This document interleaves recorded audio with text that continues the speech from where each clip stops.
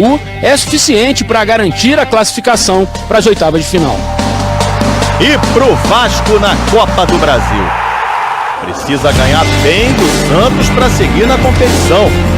Tem condições de reverter em casa?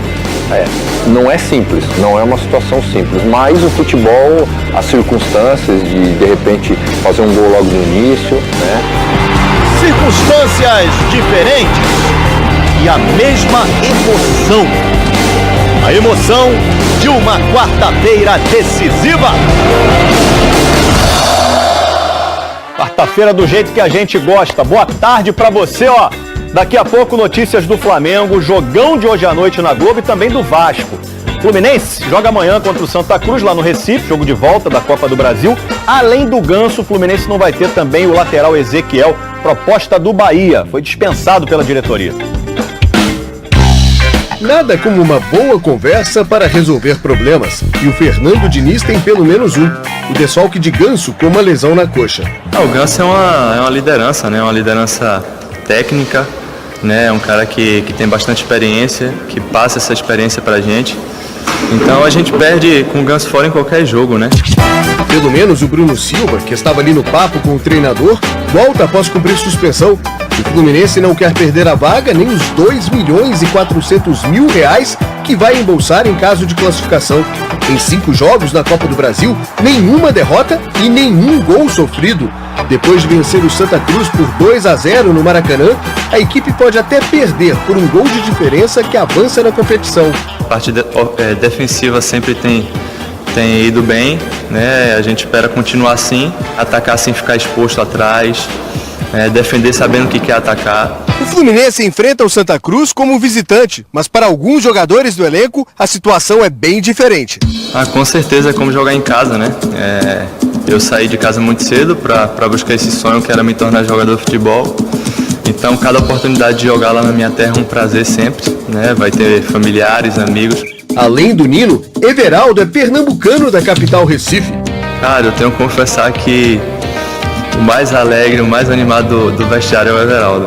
É um cara que contagia todo mundo e a gente tá muito animado para esse jogo, de estar indo lá, de estar jogando em casa e também de acordar para comer o cuscuz no café da manhã. E o bolo de rolo, rapaz? Não sei se no hotel vai ter, mas que é bom É muito bom. O Botafogo vai enfrentar o São Paulo sábado já pelo Campeonato Brasileiro com uma pergunta. Quem vai ser o homem-gol? Jogada em velocidade, cara a cara com o goleiro. Finalização. A semana antes da estreia no Brasileirão tem sido assim, treino de finalização para todo mundo. Até porque contra o São Paulo, mais do que nos outros jogos, o Botafogo não pode depender de centroavante. Diego Souza, o titular, ainda está se recuperando de uma lesão na coxa esquerda. E o Chiesa, que era o reserva imediato, foi emprestado para o Fortaleza depois de marcar apenas um gol em 11 jogos na temporada. Segunda semana de trabalho, primeiro jogo no comando do time, e Eduardo Barroca já tá quebrando a cabeça. Sem Chiesa e sem Diego Souza, o novo técnico do Botafogo tem 2 opções para a posição na estreia no Campeonato Brasileiro. Ou ele dá oportunidade a uma promessa das categorias de base, ou improvisa um jogador mais experiente. O jovem Igor Cássio, de 20 anos de idade, só participou de 3 partidas pelo time profissional e sempre como opção no segundo tempo.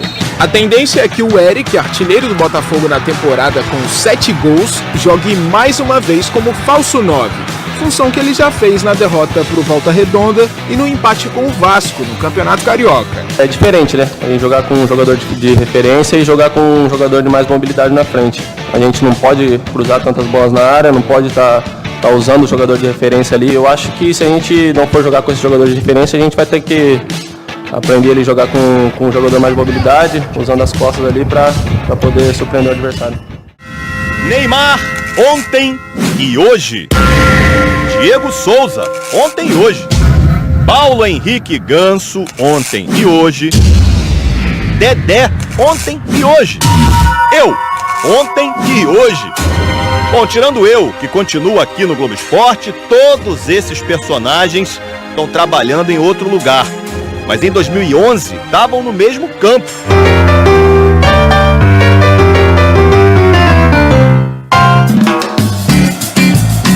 Vasco e Santos São Januário. Valia pelo Brasileirão, é verdade. Mas como hoje pela Copa do Brasil, a missão do Vasco era bem difícil também. Afinal, era o Santos de Neymar. Quem? Neymar, ué. Conheço.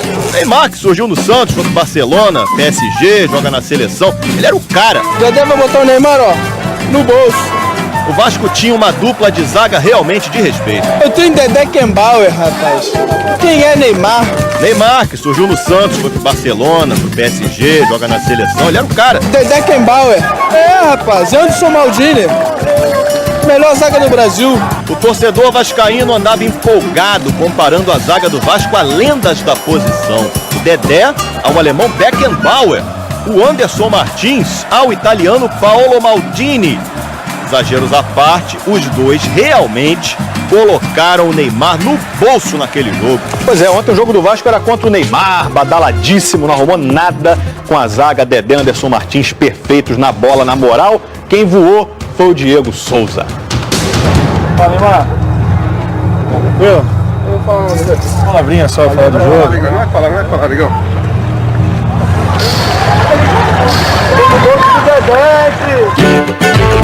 O Globo Esporte daquele dia até colocou o Neymar literalmente no bolso do Dedé. Mostrou os inúmeros desarmes que o Neymar sofreu da dupla de zaga vascaína e mostrou também o golaço do Diego Souza. Golaço de Diego Souza! O segundo gol foi sabe de quem? Levantou, bola na direção do gol! Do Dedé. Quem? Dedé, zagueiro do Vasco, que saiu, tá no Cruzeiro, já machucou o joelho, recuperou, jogou na seleção. Dedé fez 2-0. E curiosamente, se o Vasco ganhar hoje por esse placar, consegue pelo menos levar o jogo pros pênaltis. Não tem Dedé. Mas do outro lado também não tem o Neymar, né? Não tem Anderson Martins, mas não tem o Ganso do outro lado também. É difícil, mas também era em 2011 e o Vasco saiu com a vitória no bolso. Muito legal a gente mexer no baú 2011, hein? Esse é o time do Vasco de hoje. Para enfrentar o Santos, você vai ver ao vivo no Sport TV, 7h15 da noite. Novidade mesmo de nome é o Maxi Lopes de volta ali ao ataque. Lembrando que o técnico hoje é o Marcos Valadares, que assumiu interinamente no lugar do demitido Alberto Valentim, né? Sabe aquele clima de Libertadores? Estádio lotado, festa, pressão. Então, não teve nada disso no jogo do Cruzeiro. Portões fechados em Cabo Dari, na Venezuela, por causa de uma punição ao Deportivo Lara. Sem torcida para fazer pressão, Fred marcou o primeiro gol. Gira pro gol, Fred. Bateu! Golaço! No segundo tempo, Mier derrubou Jadson na área. Pênalti! Aí o Sassá fez 2-0. Paradinha, pé direito! Gol! O Cruzeiro não só venceu todos os 5 jogos da Libertadores até aqui, como não sofreu um golzinho sequer. Já está classificado com o primeiro lugar do grupo garantido. E, por enquanto, a melhor campanha geral. É mole?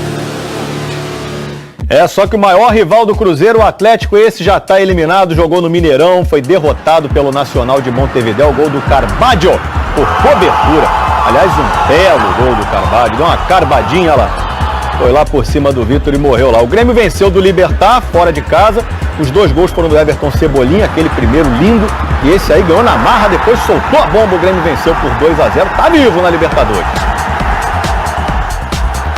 Hoje tem Atlético Paranaense na altitude da Bolívia contra o Jorge Wilstermann, 7h15 da noite, transmissão do Sport TV 2. Vou comentar esse jogo, hein? E no Globoesporte.com tem Alianza Lima do Peru e Internacional, 9h30. Hoje também tem LDU e Flamengo, ao vivo aqui na Globo, depois da novela O Sétimo Guardião, grupo do Flamengo. Aí, esse aqui, ó, com empate, o Flamengo está classificado para as oitavas de final. A bola da Libertadores é redonda. Aliás, como todas as outras. Não deveria ser, então, um tema polêmico, certo? Errado. Ontem, elas e eles se encontraram pela primeira vez aqui em Quito. O Flamengo recebeu uma informação secreta de que a LDU teria o hábito de mudar o peso das bolas. Nas partidas disputadas em cidades com altitude, Quito tem 2.800 metros. A calibragem da redondinha deve ficar entre 10 e 12 libras. Popularmente dizemos calibrar quando enchemos uma bola, um pneu, mas segundo essa informação secreta, os equatorianos deixariam as bolas com 15 libras, portanto, mais pesadas, mais duras e, consequentemente, mais rápidas, porque aqui há menos resistência do ar. A gente vai ter aquela reunião que tem no dia dos jogos aí com a direção dos dois clubes. A gente vai abrir o olho para isso aí. Libertadores é aquela conquista que todo mundo sonha, mas sabe que é difícil. Flamengo, por exemplo, está há 38 anos querendo de novo. Em 2019, parecia um começo calmo, mas a derrota para o Peñarol complicou. Por isso hoje tem nova decisão, apenas 3 dias depois da decisão do Campeonato Carioca. A gente está com esse pensamento de sempre chegar ao nosso objetivo, degrau por degrau, então esse é o nosso posicionamento nesse ano. Bruno Henrique, artilheiro do Carioca e que está zerado na Libertadores, será mais uma vez o centroavante, com Gabigol e Arrascaeta nas pontas e Everton Ribeiro pelo meio. O time com essa escalação só entrou em campo uma vez. E assim mesmo, não disputou todos os 90 minutos daquela primeira partida da decisão do Campeonato Carioca contra o Vasco. Mesmo assim, a atuação foi tão boa que convenceu o técnico Abel Braga de que, no momento, esse é o melhor Flamengo. Nos 4 confrontos anteriores nessa fase de grupos, foram 3 formações diferentes. Em todas, o capitão Diego estava entre os titulares. Dessa vez, ele vai começar no banco.